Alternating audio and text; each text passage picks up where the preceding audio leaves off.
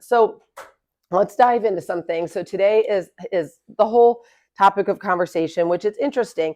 I almost feel like we should have done this class in maybe the fall or November, because I do feel like buyers are starting to come off of the fence, so to speak. They're starting to get more excited about buying, but there still are a lot of hesitations, but we're finding some of those hesitations are for different reasons.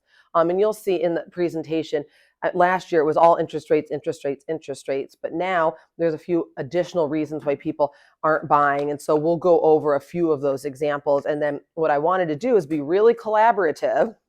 We've got some brilliant minds in the room. And instead of just dictating scripts to you guys, I really wanted to come up with some scripts together. Let's brainstorm, come up with a few kind of responses to these concerns that people have, and then we'll be able to send those out after the fact as a takeaway from today, okay? So starting with who's doing slides? You would ask. Sorry, yes, go. Okay, so this demonstrates, and thank you, all of the number information or the factual information came from Fidelity Direct that you can't actually see their logo here on the screen. But this proves that no matter what people say, they want to buy a home. Purchasing a home in the United States is one of the biggest life achievements. It's one of the most important things that you can do, not only for your financial wealth, but it's something that's so important. Have you sat with a buyer and they're purchasing their first home? I mean, I've had people just cry, especially if they're first generation home buyers. This really is the American dream above all else. Literally, people view home ownership above having a good career, above getting that college education. I'm shocked that owning an automobile is above college education, like priorities, America. But this does demonstrate that despite what people are saying about, ooh, I don't know, they do want to buy. It's just up to us to determine what the hesitations are and to help them get past that. So next slide, please. This is where it's going to be a little interactive, and I think Phil or Emily are going to be gracious enough to type in the responses. I want to hear from you guys what you're hearing from your clients. So in this climate right now, what are your clients saying when you're having that conversation? Hey, it's the spring. You mentioned in the past that you guys may be looking to move. Is it you guys with the EXP event? Come on in. Yeah, look at this. We have 2 VIP seats right here for someone, the unlucky. That'll be Jimmy and Nan's seats right there. What are you guys hearing, though? I know what I'm hearing out there, but when you're talking to a buyer who maybe has purchased in the past and expressed interest in moving, or maybe someone who's expressed interest in first-time homeownership, they've come to one of your buyer seminars. What is the hesitation that you're hearing? When I'm hearing interest rates are going down, so we're gonna wait more, maybe they'll go down more. That is a great one. Interest rate, that is a very common one. It's like, yay, interest rates are going down. Yeah, but I want them to come down more. Okay, that's a perfect one. Anybody else have an example? Did everyone else have their steroids and coffee this morning? I think buyers don't like the competition. That is a huge one. People are so worried about the competition. They hear the experience of their colleagues, and their compatriots. Is that the word? Yeah, friends and family, and they get nervous. Like, I don't know if I'm going to be able to compete. Anything else that you're hearing? Prices. Yes. Prices. That's one of the. I don't know if I can afford it. It just seems so expensive. That is one of the biggest ones. I'm just going to continue renting. That is a huge one. Prices. I'll just keep renting. Megan. They don't want to leave there. Oh, that is a big one. Just not wanting to leave the rate. I know that was really hard going from 3% to 8%. Now, luckily, that gap is a little bit lower. I mean, this hits some of the main ones that we're going to talk about today. Is there anything else? Anymore? I have encountered some people who they think they may want to move out of the area, and so they're just not. They just feel like their future is uncertain, I guess. Yeah. And it's probably that may be tied to the prices, for example. But But I think just aren't quite sure whether they're settling in DC And I think even though we don't specifically address that topic, there are some areas where it comes of this presentation where it comes up. I think it gets back to that idea of thinking of real estate as this really long-term investment. I have a lot of people coming to the area through referral sources, and so many of them say, I think I just want to rent. I'm only going to be here 3 years. I'm only going to be here 5 years, and really understanding, and we'll talk about the definition of opportunity cost. What are you giving up by choosing not to buy and by spending 5 years renting? So that's a little bit different, but what you're saying is like, I don't know how much longer I'm going to be here. Well, if it's 3 years or more, you should probably be buying something or moving into that step-up house just based on appreciation in our area. We're talking about this a little bit before, but it's also time of competition, but waiting for like their perfect home or forever home. Oh my gosh. That's huge. And can I say that actually we don't go into detail about that, but I would love to add that. I wish that you had come along before we wrote this presentation, because that is one of the things about managing expectations. People are just like, oh, compared to what I could get in Colorado or Florida, it's like, why even bother? People, I get it that the house over your head is your home. It's where you have all these important family events, but it is also an asset. And getting people to think of it as an asset and understanding the importance of that, it doesn't have to be the perfect place, because it's going to fund that perfect place in the future. And I really think we could develop some scripts around that. So keep that in mind. If I don't mention it again, just having a script around that, oh, I don't like the types of houses I'm finding. Oh, they're not as big as what I wanted. Especially in this area, especially with my friends, first-time home buyers, they're living in luxury apartments to then go to, let's say, something that's not. You get the we were all totally joking that you get the VIP seating.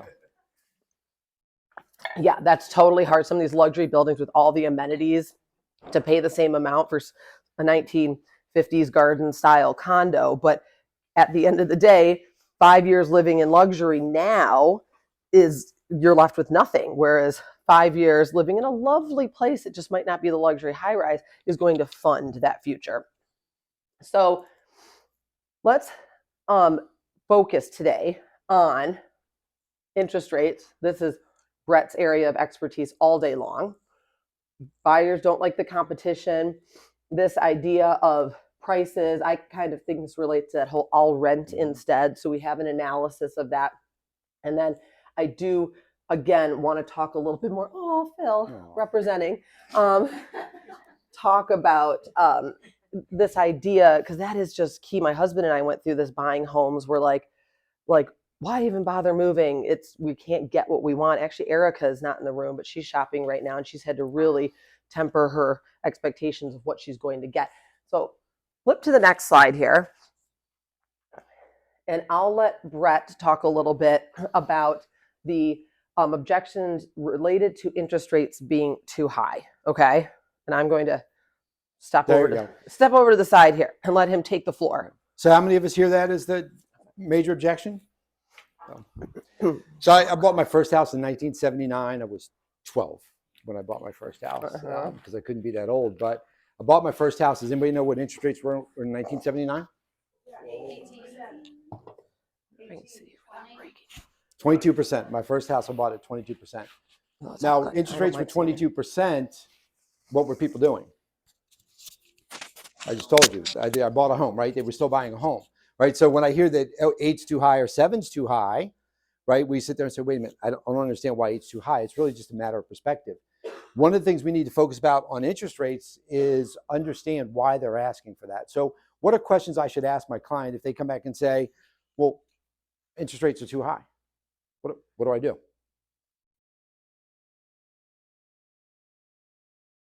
We don't have a question we could ask my client? So why do you think interest rates are too high?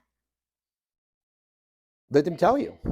Pardon me, Emily? It's compared to, I didn't hear you ask this question, but I'm guessing, this is not scripted, that it's when you ask them, like, well, why do you think it? Exactly. Why do you think it's the comparison and affordability. We really need to focus on affordability, right?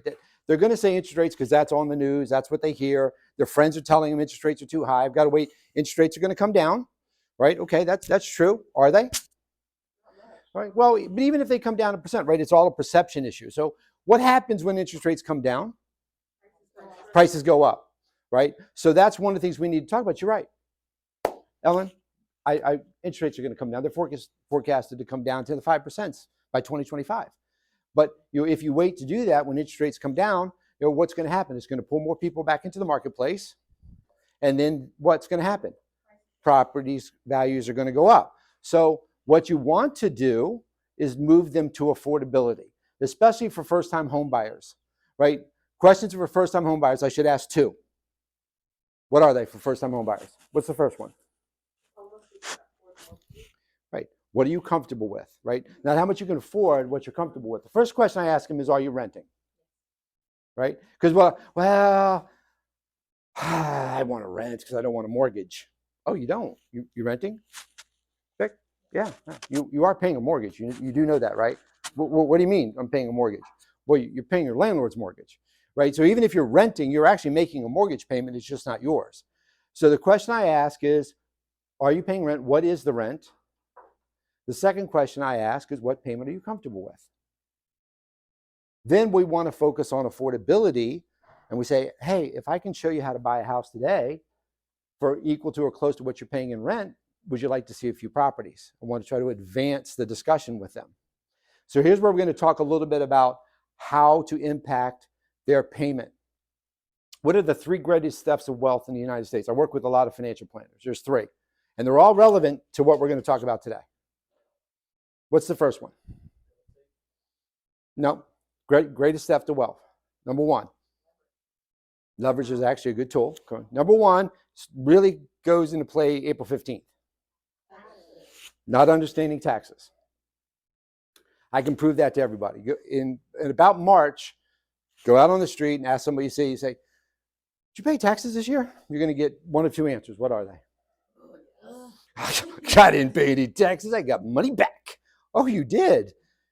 Did you realize a third of your paycheck was gone? Huh? Well, those are the taxes you didn't pay, right? There's a thing called psychology of taxes that, withholding, we're not writing a check to the government every week, so we're not paying attention to taxes. That's important to real estate because what do we get when we own real estate that we don't get when we rent? You get a tax break. And we don't understand that. That's a measure of affordability, right? The second part, that's the second greatest theft of wealth is, it's important in real estate because it's certainly about the interest rate standpoint. We don't understand how debt works. When interest rates are too high, they're going to come down. What can I do? Refinance, right? This is how debt works. Well, you know what? You're getting a 30-year mortgage, but you're not going to have it for 30 years. When interest rates go, say we're at 6.5 today, and they go to 5.5 a year from now, right? Mortgage interest rate is fungible. It's going to change. So what we're going to do is you're going to buy today at today's prices. When rates drop, prices are going to go up, so you're going to get some value after that, and then Ellen's going to refinance you for free. And what's the third greatest theft of wealth? And this is whether it's in the stock market or real estate market. Time, right? How many people we're looking today wish they bought a house a year ago or 5 years ago? It's the same thing in the stock market, right? You invest in the market, the earlier you invest. Every financial advisor tells you what, even if it's a little bit of money, you start earlier, right? It's the same thing in real estate investment. And too many times we hear this, well, I'm going to wait till properties get better, they're going to get better. They want to time the market. Stock investors do the same thing. They want to time the market. The reality is it's not timing the market, it's time in the market that makes a difference, whether it's a stock investment or a real estate investment. What I can tell you about real estate is if I bought a house in 1980, it was worth more in 1990. If I bought a house in 1990, it was worth more in 2000. If I bought a house in 2000 and I flash forward to 24, it's worth more than it is today. And that's important because what happened in 2008, 2009, 2010?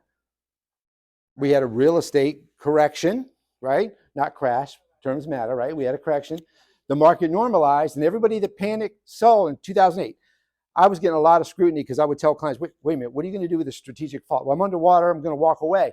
No, keep your house, make your payment because you're going to leave, you're going to go pay rent somewhere. And what's going to happen? Your property value is going to recover. The value you lost in 2008 has been recovered by 2020 and then some. Anybody that walked away from the house during that time period wishes they kept it now. So what's going to happen to real estate? Over time, it's going to do what? Go up. Are we confident in that? Yes.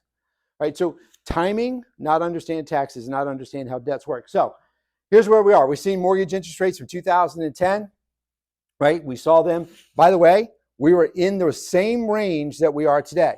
That was coming out of the crash. People actually were starting to buy houses at this point in time. It's also what I find interesting about real estate investment is this. I like to do what I call follow the smart money. So everybody in 2008, 2009, 2010, Bear Stearns, Sherman Lease, and all those guys that caused the crash, right? They were telling us real estate wasn't worth anything. Mortgages aren't worth anything. They all left those companies, went to Shearson, Lehman, went to Citadel, Fortress, and other hedge funds. And what did they start doing? Buying real estate. What are they doing now?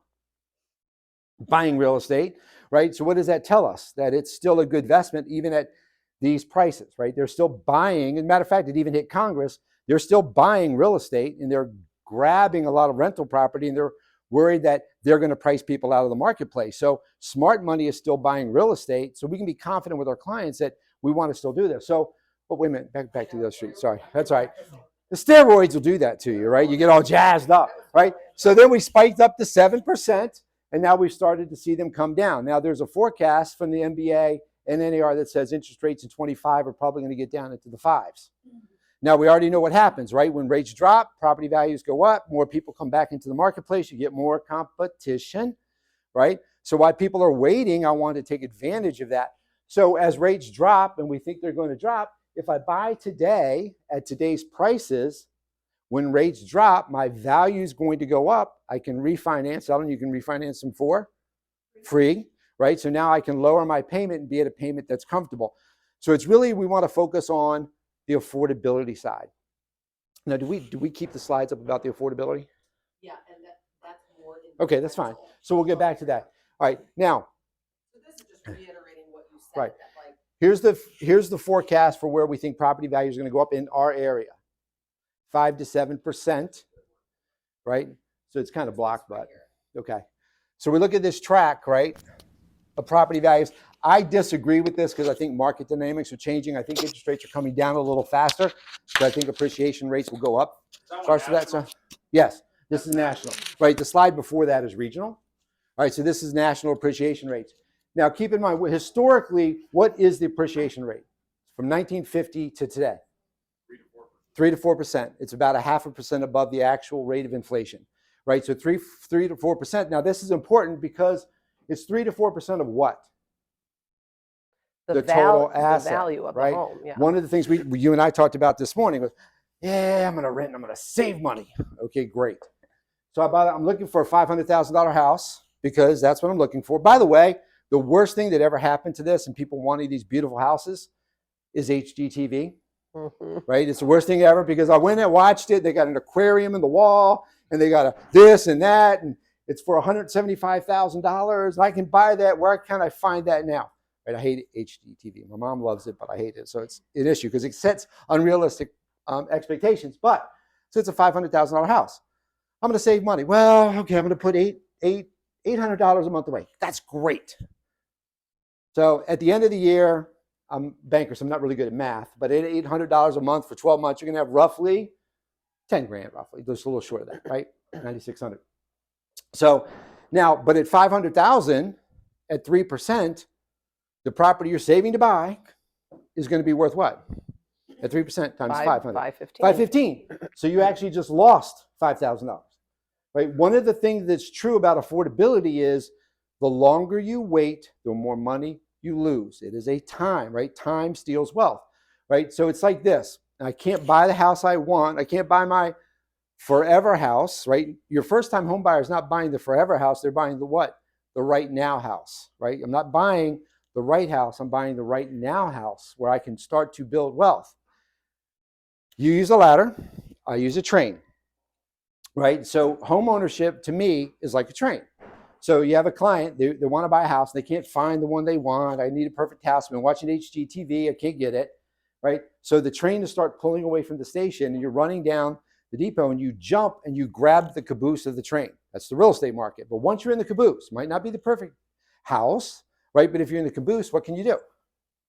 I can move up to the mail car, then I move up to the luggage car, then I move up to coach, then I move up to first class. All these beautiful houses. When we had your event, right? I was going through Great Falls, and these are awesome, right? Unless you're a Powerball winner, they're probably not what? Their first house. They're Unless probably, you're Vic DeCaro. yes, exactly. Probably not So your they're their fourth or fifth or sixth house, but they don't get there unless they do what? Get on the train, right? So it's really important that we focus on that so they leverage the home prices. So from an interest rate standpoint, we're going to go back another slide. We're going to focus on affordability. You're starting with the questions are you renting? What are you paying rent? And not what you can afford. The question is, what payment are you comfortable with, right? Words matter, how we frame things. So because I can go back to them and say, wait a minute, if I can show you how to buy a house today and you think property values are going to go up and you're comfortable with today's payment, would you like to look at some houses and payments where you're comfortable? And then Ellen can help you do that. It's really important. We talk about the slides. We're going to talk about cash flow planning and how to make it affordable for your clients. So Okay, so I love that. I was telling them, like, write that down for when we talk about scripts, that whole idea of like, I still don't know how to articulate that, buying the house today to fund your dream home. Right. Like, I tell how do people you now, get that buy into people's a house head? in 2024 to buy the house you want in 27 or 28, but you have to get into the stop process. So basically, by buying today, you're basically saving for tomorrow. You're just saving at a faster rate. You're saving at a faster rate. You will always save at a faster rate owning, especially stepping stone. It's a stepping stone home, right? I use the term, right? Buy the right now house, not the right house. It's timing, right? My first house literally was the size of this table. Perfect time. Whoever's and I had to go to get to the back bedroom. You had to go through either the bathroom or the other bedroom to get to it. Yep. And My sister in New York. the heating system was a giant grate in the floor. And being an idiot, my mom was visiting me and it was December. And I didn't know the heat was on. I walked across it with my bare feet, which is great. I had 2 waffle prints on the bottom of my feet, which is fantastic. But it was the right house. I was able to keep that house actually and turn it into rental property. When you were talking about people that want to worry about moving, right? Wait a minute. Let's talk about how you can take advantage of buying today, build your own equity. And by the way, if you do move, is the rental market here hot? Mm-hmm.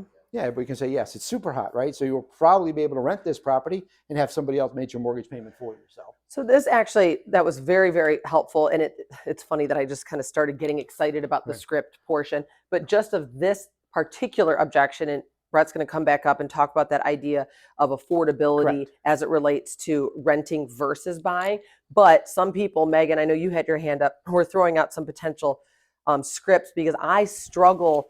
I get this because my husband and I are purchasing a house now that really, we just wouldn't, again, personal story, like we're seeing all these houses that are absolute dream homes. We found our dream home, literally our dream home. It was perfect. The first time in 3.5 years, I found a house that I don't need to do anything to except maybe get new furniture and decorate. And of course, it's $1.85 million. And that just is not in our budget right now, especially coming out of the last 2 years, which is really, really challenging. So we had to sit and really temper our expectations. And what we decided to do instead, thanks to you guys, you're financing the deal, is purchase a fixer-upper. So we are following the Chip and Joanna game. Yes. John and I are going to be in there. I'm just kidding. I'll be in there doing it because John's not doing anything. You know what you think value is on that house? What? $860. Woohoo! I've got instant equity. I'm paying $845. That's awesome. $845 for a fixer-upper.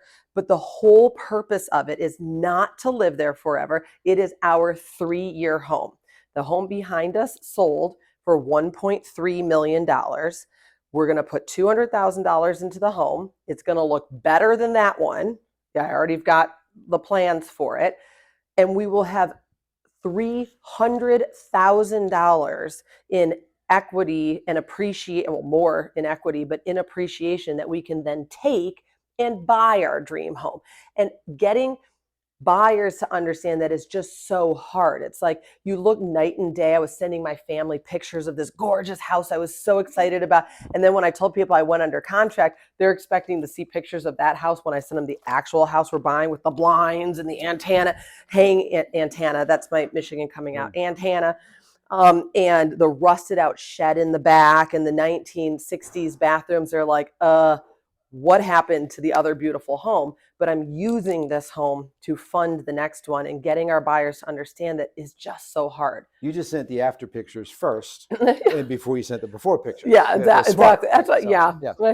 Something I like on that, and you have to, I mean, you have to break it down and understand it to be able to use it as a script well. Yeah. Yes. But if you had $500,000 in your 401k or in the stock market and it was earning 3 to 5%, that'd be a nice return, right? Yep. Well, how much do you have to put into the stock market to have a $500,000 account?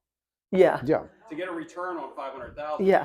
you have to put 500,000. When you buy a Yeah. house for a very small cash investment, you get the return on a $500,000 property. Correct. That's can't actually mix that with anything else. in one of the We're coming going to talk slides. about that. The return on investment is staggering for real estate when you look at it, because it's a small investment buying a leveraged asset and the returns are financial. I mean, I can show you an example. Your return on investment, it could be 50, 55% annually.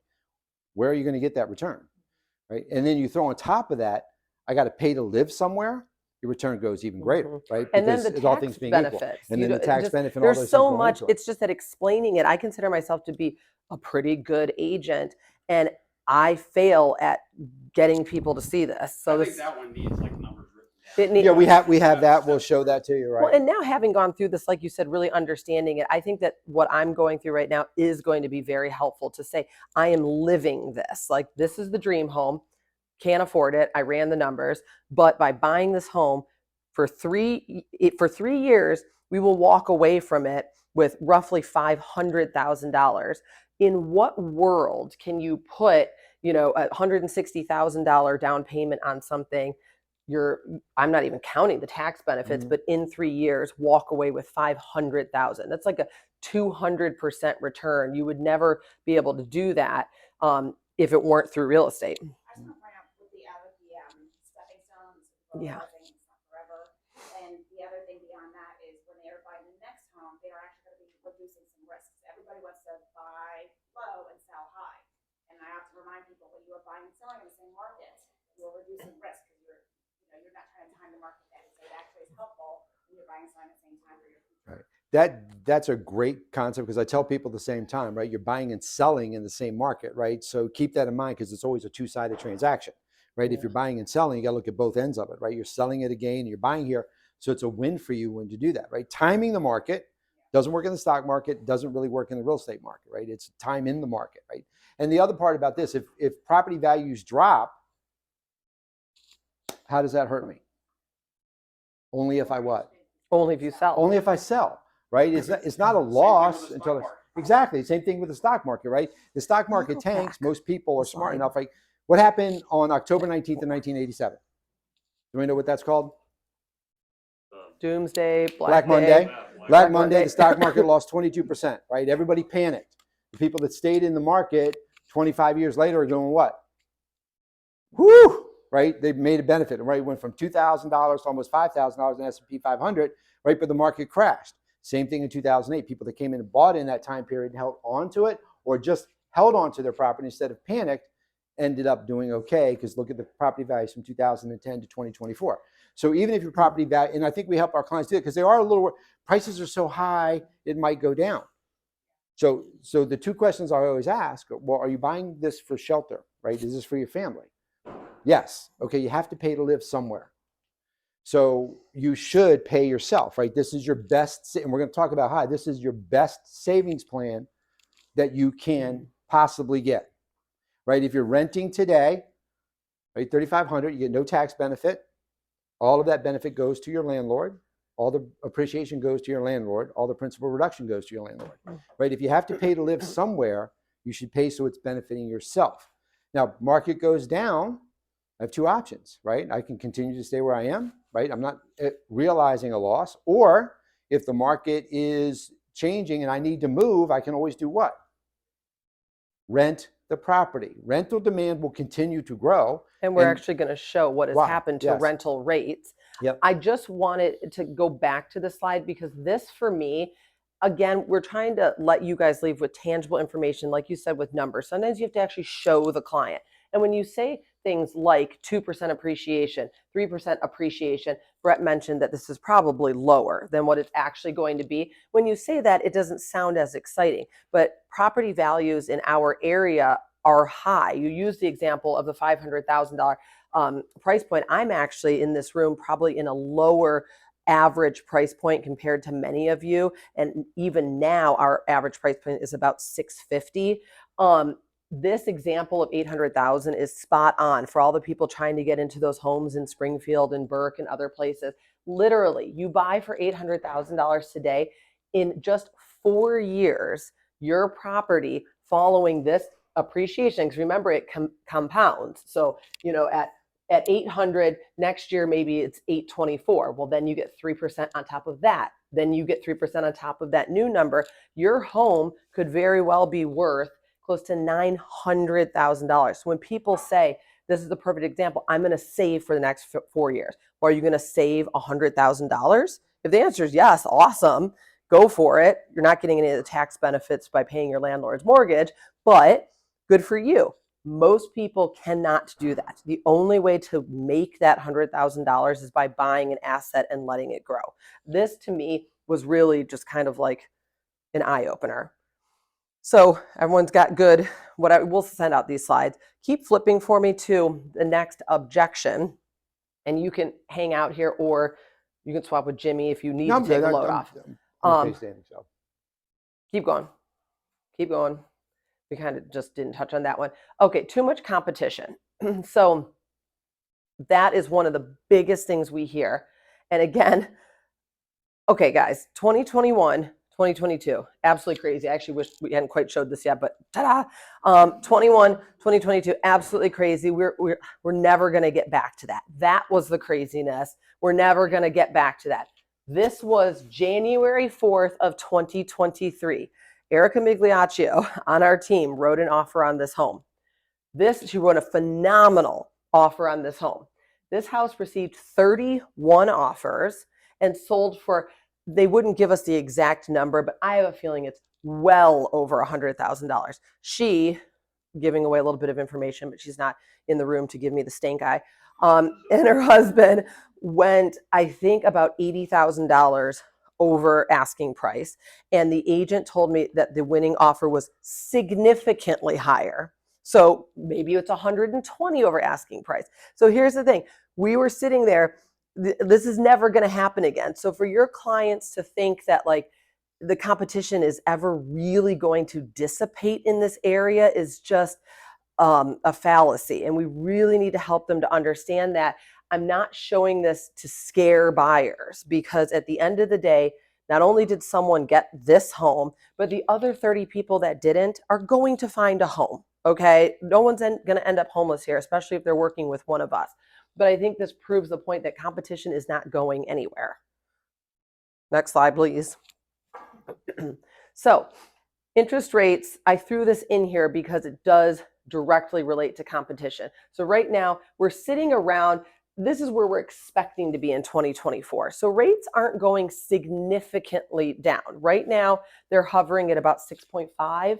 6.5 to 7, depending on credit and those types of things. And But all of just those say things, they're you're in the right. mid-sixes. Mid-sixes, you're Yeah. right. There's a lot of factors. Yep. They're expected to be in the low sixes, okay? But this idea, obviously, I think buyers are over the fact that we're probably, or they understand the fact that we're probably not going back to 3% or 4% interest rates anytime soon.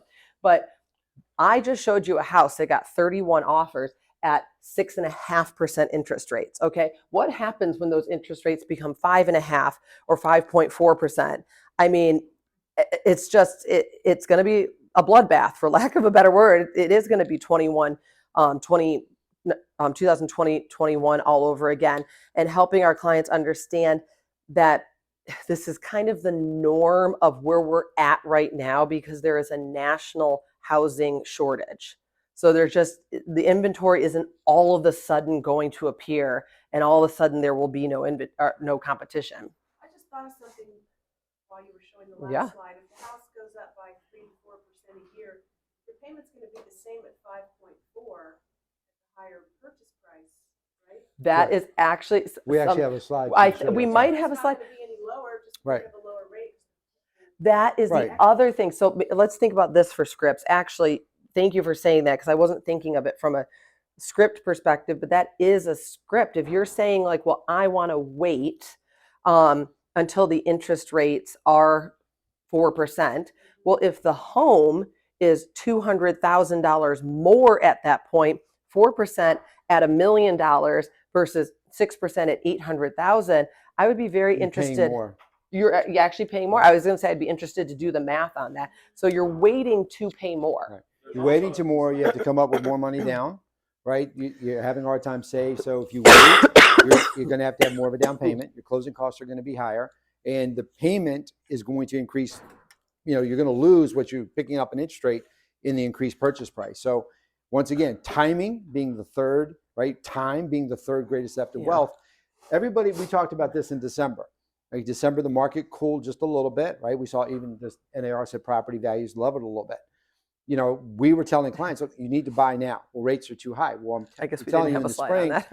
wait till March, April, when the traditional spring selling season, the market's going to pick up, property values are going to spike. What we're already seeing based on case slide is what? That actually started to happen in January. So everybody that waited in December because interest rates were 7.5 lost, well, it was $100,000 extra bidding on that. So, right, I picked up a point in interest rate, right, or half a point in interest rate. That certainly didn't make up for the additional I would have had for the $100,000 I got to pay for the property, right? Yeah. So time is always going to be a challenge for your client. Okay, go ahead and flip to the next one. This is a shorter section, but I want to, again, collaborate in the room here. While we know that there is competition, there are ways that we can help to put our buyers in the best position. Now, this is why I love this group so much, like plug for EXP, all of you who are hearing this online. I love the collaboration. We have a Facebook group chat, and Katie Wethman mentioned yesterday, are you guys using Zenlist? And I'm like, I don't even know what Zenlist is. Thank you so much for bringing that up, because EXP has a new platform and we've got to get people using it. I wanted to call it out in this presentation because it's only as good as the information that goes in. But this is a specific coming soon portal. So we kind of created our own with the coming soon Facebook group in this area, which is getting traction. But this is nationwide. It's EXP backed.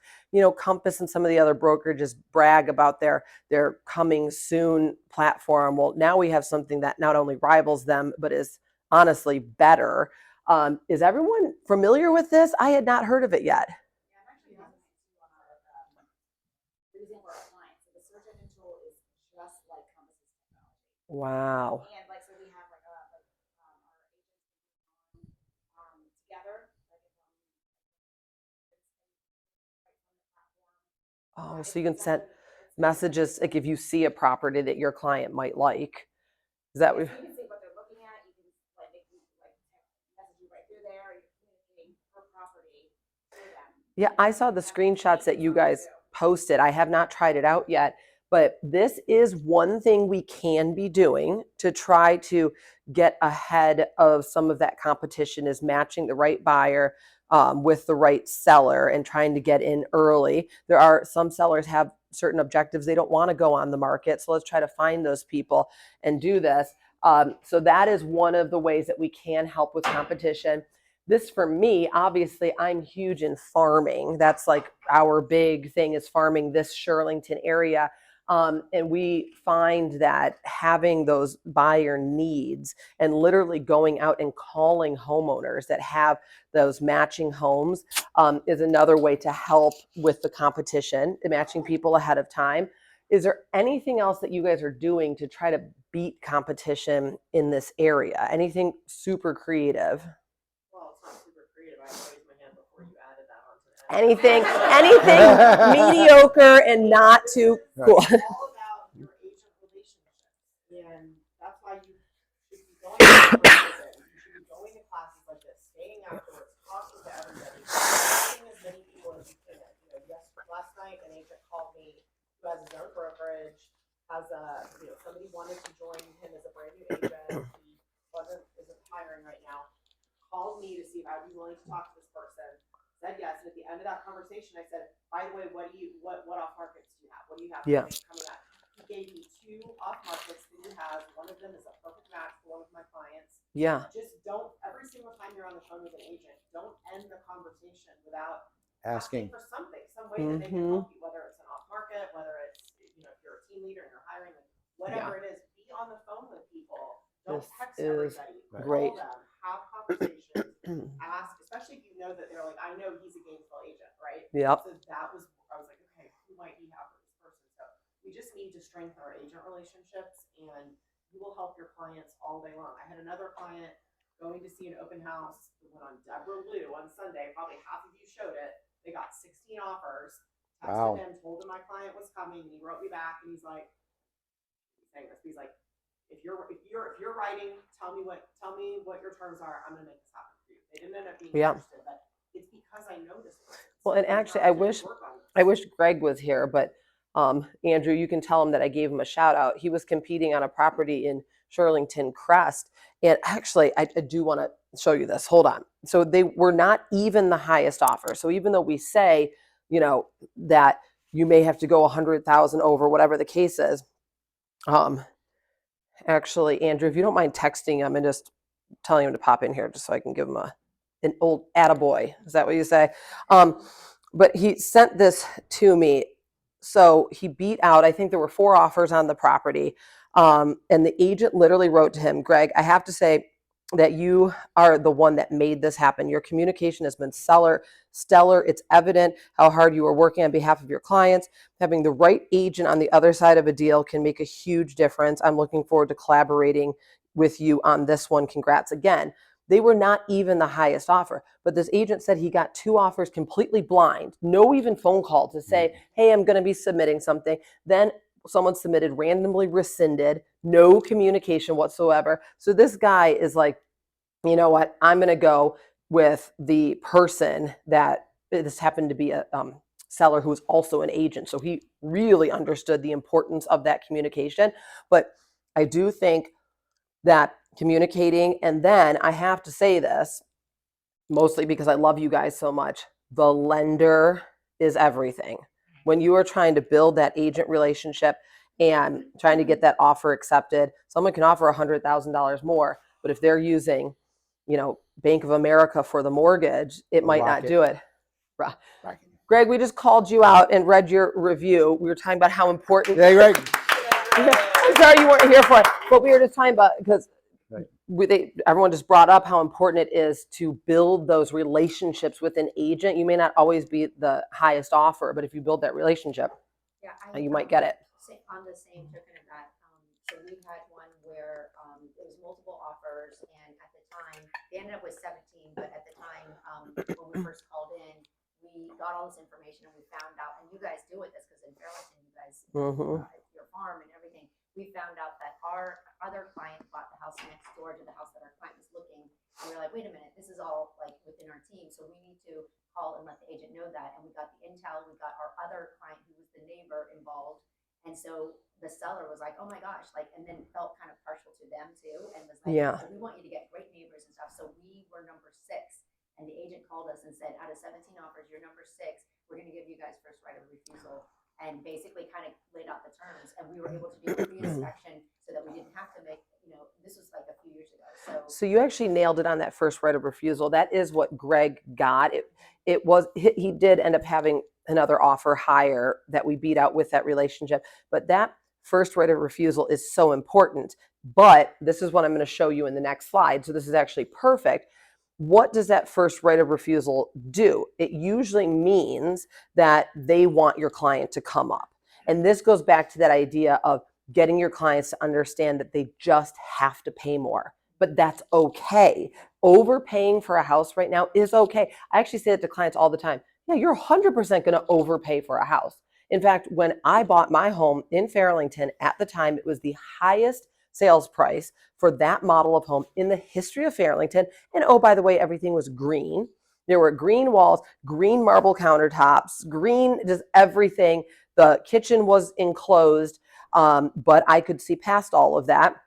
Purchased the home. I have owned it for 5 years, and the home is worth $225,000 more than what I bought it for. They're now selling for $775,000.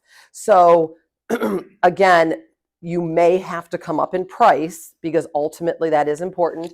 And I want to show you next slide because of that. But if you have something to add, well, no, two things. If it was built in the 70s, the proper term is avocado, not green. So Uh-huh. just so you know. And then your point is perfect, right? Connectivity is key, right? We all fall into a technology trap, right? Well, as a technology, I'm going to do this, I'm going to do that. Picking up the phone and actually talking to people is huge. And that's really important. Like you said, your intelligence and saying, wait a minute, our background is this person. They want to have good neighbors. That sets a different story. One of the challenges we have as an industry, technology is moving light speed, artificial intelligence. How do we compete in that? How do we compete in that is picking up the phone and actually talking to people and making individual personal connections. Really important about technology. We all love it, right? no. No, I hate it. I'm not good at it. I tried. grew up with a beeper and a couple of dimes. That's how I conducted business. But one of the things I talk about story, we talk about artificial intelligence and stuff. So for 16 years, I worked downtown Baltimore. And I went through the Harbor Tunnel every day. And every day there were 8 toll guys on this side, 8 toll people on this side, government job, full retirement, great job stability. 3 years ago, I went by there were none. Mm-hmm. What happened? Technology. Easy Pass replaced them, right? Yeah. So it's the same thing with us. AI is a real issue, right? It's going to happen. Right? There are technology firms trying to figure out how to minimize a lender's role in the process, and if I'm honest, minimize a realtor's role in the process. So that ability to get connections, that can't be replaced by technology. Mm-hmm. So picking up the phone and actually touching as many people as you can is a skill we have to re-engage in our business. The second thing you said, which is perfect, always ask for something, right? What's the worst thing anybody can say to us? No, you say it louder. No. No, oh Brett, God, no. It's painful. I don't know what I'm going to do. You told me no. It doesn't matter, right? We just want to ask for things. We want to keep asking and expanding and making contacts.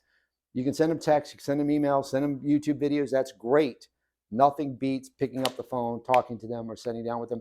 That connectivity part in the age of technology, everybody's going technology, be a little bit different. That's why we're so happy all you guys are here today. Yeah. You had something, I want to play the video, but Yeah, quickly on the agent relationship. So I used that last year. So Jay, yeah, with Debbie Doggerel and Associates. yeah. I reached out to him because my buyers wanted to be specifically in West Springfield, specific school pyramid. Mm-hmm. He has a ton of listings in that area Yep. because I know people in this group.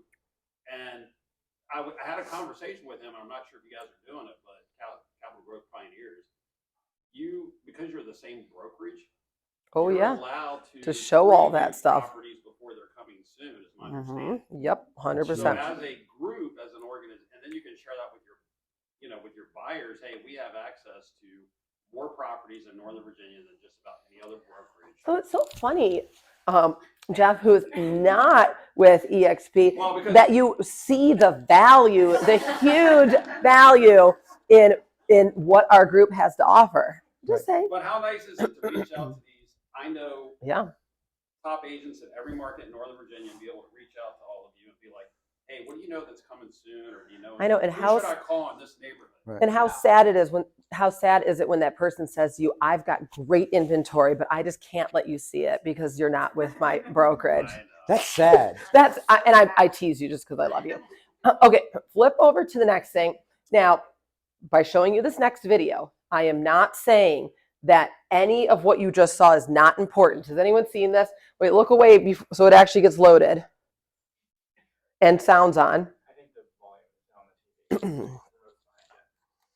If you guys haven't seen this, it's hilarious. No, try. That's why I said test it. Oh, right there. Okay, now don't listen to it yet. Go to the big one here. You can press it here. Sorry, I'm all about the reveal, if you can't tell. Okay, if you haven't seen this, it better be good. So I think it's not. Okay, I'm probably overselling it. I thought it was really funny. Yeah, and then just continue as guests is what I had to do. Look at you all technology. Because I did this last night. Okay, now let's turn it on. Awesome. Everyone can hear this? Watch it be really loud. Okay, and then plays down here. Phil, thank you so much. Okay. No, it's muted again. It might be the TV. Okay, you act out all the parts. You know, see, technology. It's so fun. Mute. No, I'm unmuting it though. Technology is so fun. This is not working and it's muted. And I'm really sad because it's funny. Is your mic attached to it somehow? No, I can play the sound on my computer. So we have two. that's There you fine. go. Yeah, okay. Let's see. Just turn up as low. Can you hear? Yeah. So it's up to you, but one couple wrote me a letter. Yeah, a lot of buyers are doing that these days. It gives a more personal touch. Dear homeowner, our names are Mike and Jess. We are recently married and are expecting twins. Fair housing violations all around. Oh, okay, thanks. We are also in love with your beautiful home. We picture our boys swinging from the tree in the yard on a tire and stockings hung with care over your mantle. After the viewing, we stopped in the park down the road and pictured our boys laughing as they played on the slide there.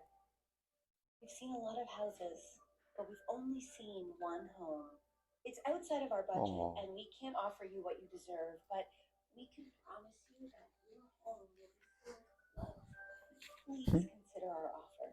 Love, Jess and Mike. Well, It's beautiful. Wow. What's the other offer? Oh, it's 50K over asking. Screw these idiots, take No one cares about your dumb feelings. A message from Canadian Realtors. So had anyone seen that already? Really? Okay, because I think because I sent it to the team at one point. I just thought it was very funny. So I'm not trying to be dismissive of buyers and their dumb feelings, which are not dumb.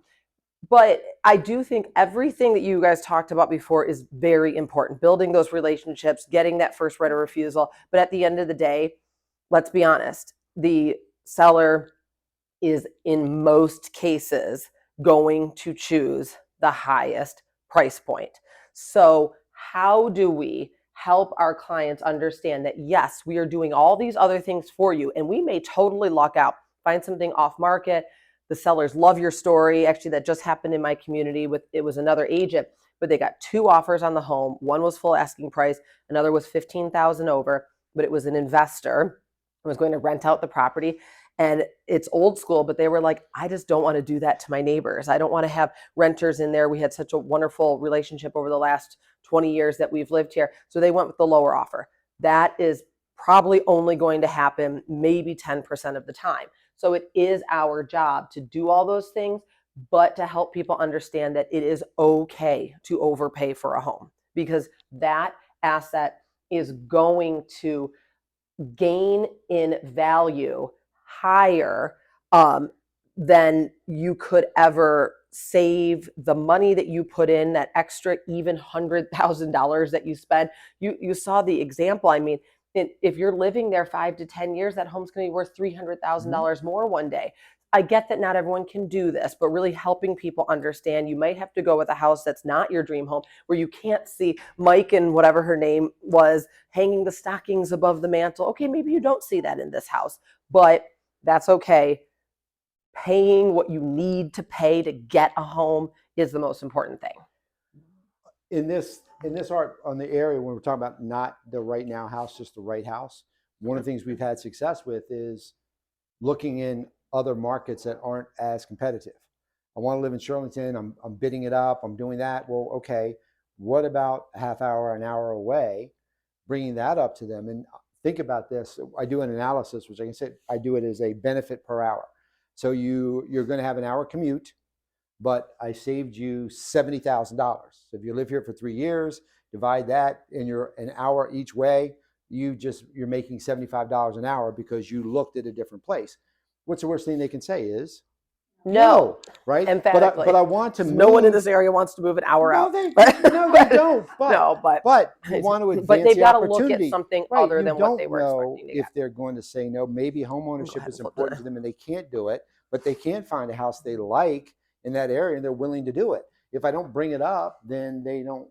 I mean, the worst thing they can say is no. That brings up a good point Right. because there are people who will move an hour away for new construction. Correct, to get absolutely. everything they want. Yeah. We're seeing it right now on the Mhm. Eastern Shore That's of huge. Maryland. People are dry. If they can't buy in Anne Arundel County, they live in Annapolis. They can't find what they want in Annapolis, so they're willing to go across the Bay Bridge, which, by the way, in the summertime is a giant pain in You the can flip, ass. it's not But they can get new construction I over know. there, and it's 60, 70, 80, 90 grand cheaper than Anne Arundel County.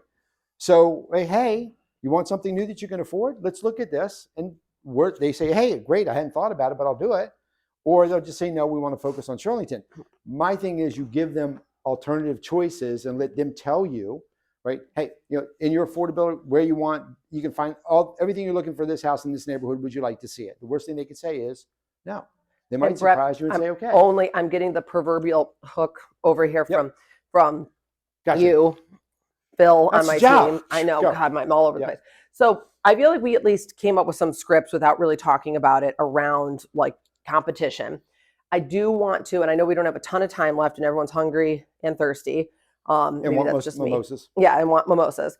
Or not. If you guys don't drink any, I will gladly take them all. But this is important. So if you can succinctly I'll do it quick. do this, because so many people, I hear this all the time, like we're just going to rent for a while longer while we save, or we're just going to rent. And go ahead and flip to the next slide for me. I just want to point this out.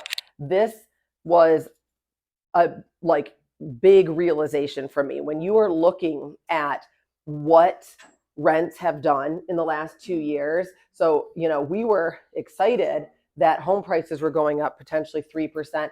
I mean, landlords, I'm a landlord, rents going up almost 7% this right here is an argument for buying, because guess what didn't happen? Guess what this 3.3% didn't do? And this is really important for buyers. You know what this didn't do? Change your payment. It didn't change your mortgage payment. This did not change your mortgage payment one dime. All it was money in your pocket.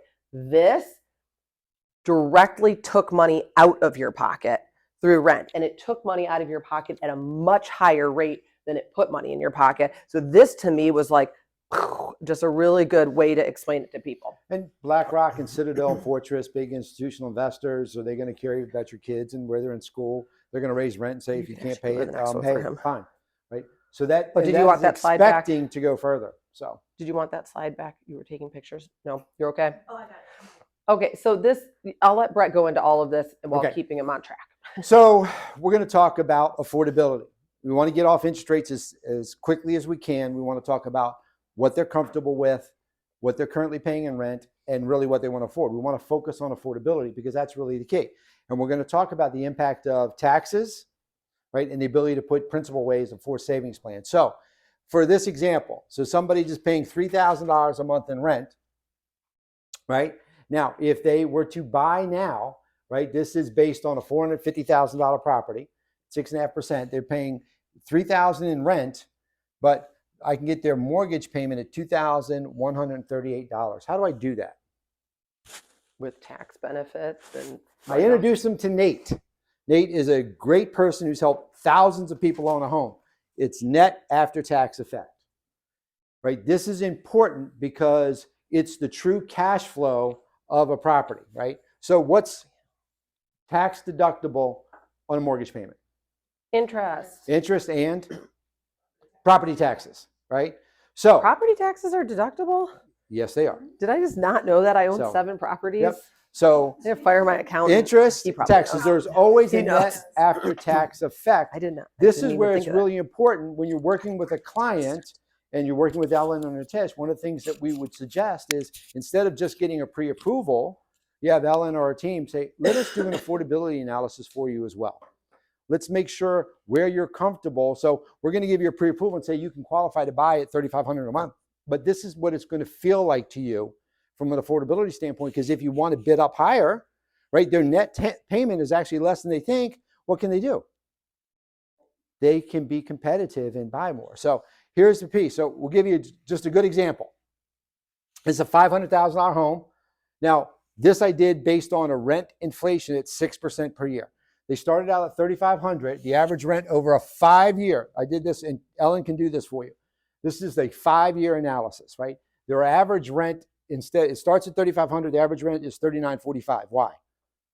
Inflation. It goes up every year. Okay. Now, same thing. I'm buying my house at $500,000. My mortgage payment is $3,839. Now, what do I get? I'm paying $35,000 in interest. That actually is monthly tax savings of $646. If I take that from there, my net payment after taxes benefit is $3,193, which is actually $752 cheaper than what they're paying in rent. And this to me was really hard to grasp, even though again I own Right. properties. But you guys, people will say to you, because I think someone brought this up, that they'll say like, "Well, I'm getting this luxury place for $3,800. You're telling me I'm going to go to this not so nice place and actually, or $3,500. You're going to do this not so nice place and pay $500 a month more." Well, not really when you look at the tax benefit, and Right. it's so hard to explain this to people. So now I just did a 3% appreciation rate. Now in this market, we think it's happening. And this is a 5-year snapshot. At 3%, the future home value is $579,000. If I paid $500,000 for it, how much did I make? $80,000. Now you talked about return on investment. How do I get a return on investment at 55%? Because you didn't put $500,000. You didn't invest $500,000. I only put $28,000 in it. I made 80. Divided it by 5, then divided it by here. My annual return is 55% a year. What investment, not Bitcoin, really not the stock market, maybe Powerball, will give you a 55% return on your investment, right? You can't save. How many renters paying $3,500 a month in rent, a car payment of $700, no tax benefit, how many of them are going to save $80,000 over 5 years? Now, there's also an added benefit here. It's a hidden benefit for our clients when we're comparing payment to payment. If I make a payment of $3,500 a month to my landlord, right, what tax benefit do I get? 0. Here's the other thing. Out of this principal and interest payment, $471 goes to principal. What is that for my client? Because I don't compare this to their rent payment. That is a forced savings plan. Every time they make a mortgage payment, what are they doing? $471 goes into the bank for them, right? Because they're doing what? Paying down their principal balance. So when I'm looking at the payment, wait a minute, you're paying $3,193 after taxes, and then another $500 roughly is going into a savings plan for you. So your net benefit here is only about $2,700. Now, what can they do? Well, I'm not worried about the cash flow. If they're going to get a better tax benefit, what can they do immediately to impact their cash flow? Most people are salaried. They can change the exemptions on the W-4, increasing. Right now, if they're renting, they probably have 0, right? So they can change that number because they are going to get a tax and improve their cash flow to help them if they need to. Or they can wait and get what? A bigger refund, which a lot of people do because that's forced savings. Yes? Yeah, again, like, this is why I hire people smarter than me. So someone had mentioned that to me before, but you just mentioned it again, and I didn't remember that. So you can, to help realize this tax benefit throughout the year, you're saying that we can advise our clients to go from 0 deductions. What I would tell them, yes, you can, right? Because they're going to get a tax benefit. If they're renting, more than likely their tax advisor told them to stay at 0, right? Because they don't want to owe at the end. They don't want to say, oh, I paid taxes, right? They want to get money back. What you can do, and this also increases, I teach a referral class, you want to get business from accountants, say, check with your tax advisor, right? I'm going to give you this analysis. This is the benefit you should get, but you want to check with your tax advisor and make sure it's consistent with your overall tax plan. But yes, they can. Right? Can they change it withholdings from 0 to 1, 2, 3, or 4? Yes. Now that benefit goes away with a certain amount of income. Over $1 million, right? It does, right? There's tax. That's why you got to check. It's interest. It's graduated, right? But it's interest over $1 million. It's proportionate. So you're looking at most of the people in the price range that we're looking for will get the full benefit of that. So. But in this area, we do have some people where We do, and that's why you want to check with the tax. Right, but what I can do for you, I can help Ellen run this analysis for you. I search the tax bracket based on the income that I put in. It will tell me the property taxes of the county. It'll tell me what their tax bracket filing will be and what their deduction would be. So that's something that we can run for you. So This is another just plug. I'm sorry, I'm all about my peeps, but truly, I have been in this industry for 8-9 years now, and there are things, even preparing this presentation with Brett, that I just either didn't know, didn't remember, or just didn't know how to articulate. So please call them, call Ellen, call me if you have a question. I know everybody's got a lending partner, but rely on these guys because they are truly the best in the business. I just have learned so much. I know we got to be quick. I'm going to leave you 2 other strategies if you're in a competitive market to bid up, right? So a couple things that we can help clients with when we talk about their affordability side, right? Too many times we put things in silos, right? So I'm in a bidding war. Why would I use down payment assistance, right? Why would I use a grant? Okay, well, wait a minute.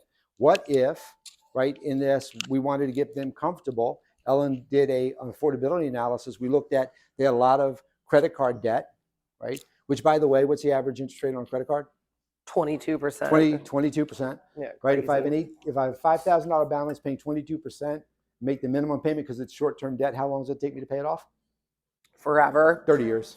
It's short-term debt though. That's what most people think, right? So maybe we sit there and say, you know what? Let's use your cash that we're going to do to buy a home. Let's pay this debt off. We're going to improve your affordability. I switched it to tax favor debt. Now you can bid up more because you're more comfortable with your overall cash flow, right? So those affordability analysis is a greater detail where we can help our client. The other part, if I want to bid up and I don't have the cash, right? Maybe I can use some of these things to help me get the down payment I need. So there's a lot of things you can do to help them bid. The other part, I don't know if we did the slide, but an affordability standpoint, a buy down is very powerful. You're right. You know, I did an example at 6.5 of buying at 450 versus buying 550 at 4.5 from a payment standpoint. They got to qualify. So the first year payment is at 4.5. It's actually cheaper than 6.5 at 450. And then next year it goes to 5.5. Well, back to the interest rate slide. We expect interest rates to be at 24 at 5.5. I refinance you at 5.5. You get the benefit of owning the house at the payment that you're looking for. And guess what you did? Picked up a lot of equity. And I did cut off, unfortunately, That's right. the specific slide about the buy down. So But we'll get send it with out. these guys if you need that. Just wanted to wrap up to let you guys take pictures if you want it. This is just a great thing to just show your clients. 9 years in a row, the Gallup poll has determined that real estate is just the best investment. These were the few things I wanted to give you as takeaways. You're all going to get the Yeah, I got to add a Bitcoin slide here. So Bitcoin's going to go like this. It's great. Right. And then There's also an imputed value here because you have to pay to live somewhere, right? Yep. This is just the return on the investment based on the appreciation side. When you look at you have to pay to live somewhere. And most of us do. My mom and dad spent 20 years trying to get me out of the house and not going to let me back into the house. So I got to pay to live somewhere, right? So there's always imputed value because that money is sunk cost. Return on investment for rent is always 0, right? Take the money out of the landlord's pocket, put it back into your client's pocket. The perfect segue into this. I know everybody, well, I shouldn't say everybody, but most of us know the statistic already. I just really like how this is demonstrated. So just, I mean, it is a stark difference, the actual wealth that someone has as a homeowner versus a renter. I think a picture says 1,000 words or whatever. Picture is like 1,000 words, whatever. Yeah. Go ahead to the next one. This is the takeaway here. So I'm sorry we didn't actually get to practice some scripts together. I really wish this were like a 2-hour class, but I know everyone has a schedule. So Ellen actually sent me this article. So obviously you don't see the article here, but if you use this QR code, this article, I mean, it is basically this course for dummies. You know, I joke, but it's that very simplified version. I can't remember if it's MSNBC or what it is, but basically CBS, why not to wait. It is like this presentation again summarized, like why you should not wait. I think this is a great tool for you guys to do a blog post to actually send to buyers. So you can have this conversation with them in person. But if you are doing kind of a mass blast to your database saying, hey guys, the information's out, we don't think interest rates are going to come down as much as we thought this year. Here is why you do not want to wait. And there are specific bullet points that kind of go over what we've talked about. So we're going to be using this as a blog post and doing some social media with this article. Again, all about collaborating and sharing with this group. I think this is a really good thing to get out on your social and to your clients. It's because I use it with renters is take what you pay rent for a month and multiply it by 12. And this is down payment of an asset. Yeah. So why do you want to throw your money? Yeah. It's like 40, 50,000 and it's just a simple Oh, step. it's crazy. Have you ever done a multi-year lease for someone and when it shows you the total amount? I'm always shocked. Even a 1-year lease. I was renewing my tenant's lease, and for just the 1 year, I'm like $36,000. What would I do with $36,000? And he's in the situation he's in, and he's wonderful. I have a great relationship, but I just it's mind blowing that people will throw away It's their money. important to frame the cost. Like I asked them, how long going to be there? 3 years, 5 years, and I stretch it out and say, okay, over 3 years, you're going to pay $150,000. Right? Because renters, just like people buying a car, what do they think of? What am I paying per month? They don't really look at it and say, wait a minute, it's going to be. They don't do the math, right? So if I frame the math for them, like, wait a minute, it's going to be $36,000 that you're going to pay over these 12 months that could go to your benefit. Yep. Right? If I can help you buy a house for a payment that you're comfortable with or close to what you're paying in rent, would you like to look at them and keep that $36,000 for yourself? Very important to stretch it out because they compartmentalize it to what am I paying that